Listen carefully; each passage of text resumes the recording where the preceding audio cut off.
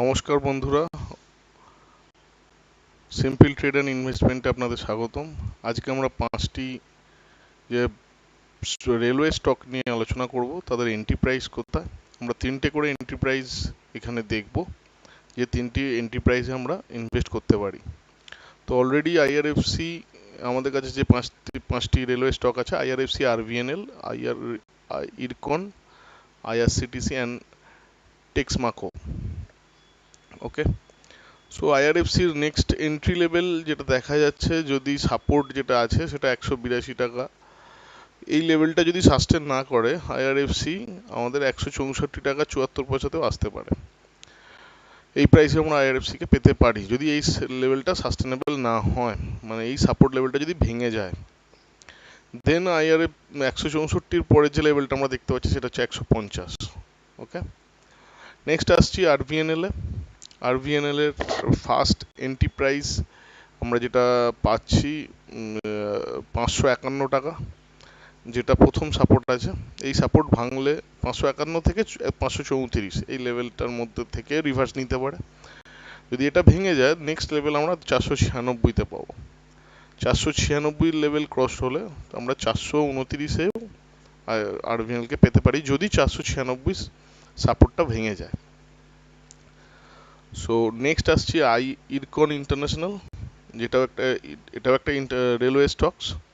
So ইরকনের price last যে প্রথম যে লেভেলটা আছে সেটি হলো 275 টাকা। এই সাপোর্ট লেভেলটি ক্রস হলে আমরা 221 টাকাতে ইরকনকে পেতে পারি। 221 টাকার পরের যে লেভেলটা আছে সেটা 174 টাকা।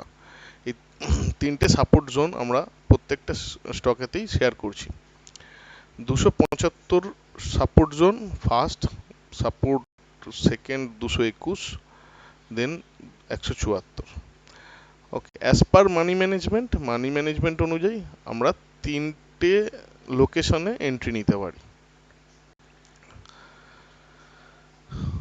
আইআরসিটিসির ফার্স্ট যে লেভেলটা সাপোর্ট দেখতে পাচ্ছি 944 টাকা, এটা ভাঙলে নেক্সট আইআরসিটিসিকে আমরা পেতে পারি 887 টাকায়, 887 থেকে 844-এর মধ্যে।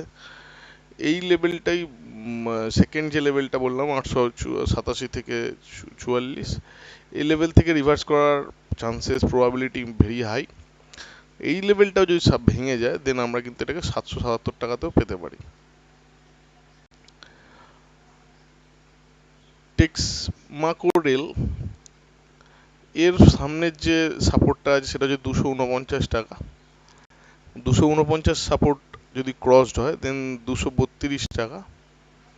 232 টাকার যে সাপোর্টটা ভাঙলে দেন 213 টাকায় আমরা পেতে পারি।